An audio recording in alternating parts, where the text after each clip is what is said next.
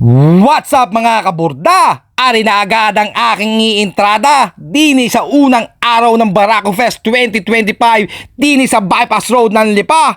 Napakadaming kaganapan, napakadaming pwedeng puntahan at alam nyo ga ang katotohanan ay ari first time ko lang at nung nakaraang taon ay malaki ang aking panghihinayang na di ko rin napuntahan. Kaya ngayon na muli naman meron akong pagkakataon ay di ginawa na ang lahat ng alam. Kahit ang aking araw ay alangan, basta't ako'y makaparnilaang. Garne ang tunay na story, kaya listen kayo ng very carefully. Ako'y isinama at inimbita ng Kuya Idol kong aray. Ay kilala nyo garay? Ay syempre, bukod kay Daboy ay siya lang naman ang may ganyang klaseng bigote. Kaya naman palagi marami nagpapapicture sa iyo kuya kakapugi, kaya ako'y nagdidikit sa iyo Bale, maaga kaming pumunta din kasama ng mga LGU ng San Juan.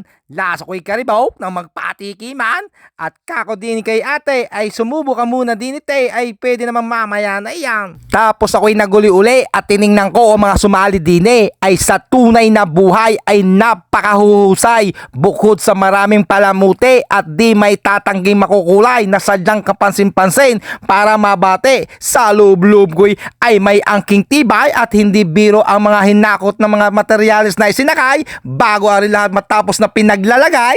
At are ang sadyang inaantabayanan at pinagkakaguluhan ng mga karamihan. Ako'y sana'y sasali kaso ako'y pahuli-huli at ang isip ko'y nagtatalo at nagkulikulay.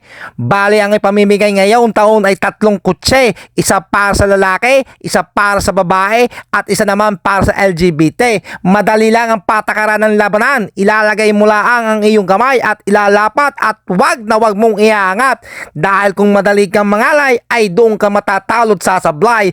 Dahil ari ang sinasabing matira ang matibay. At hindi lang yan, sa tapat naman niyan ay mayroong garning kaganapan. Pwede mo namang iuwi ang mga motor na are, basta't ikay mag-register, tapos bubunot ka din ng susi, at pag ikay siniswerte at napaandar mo are, ay di iyo na aray. Ganun na ang kadalay. Ay paano sa edna at gabi na ay di kami uuwi na at pasado alas 7 na. Maraming salamat sa inyong panonood at antabayanan nyo na lang ang aking mga video pang susunod.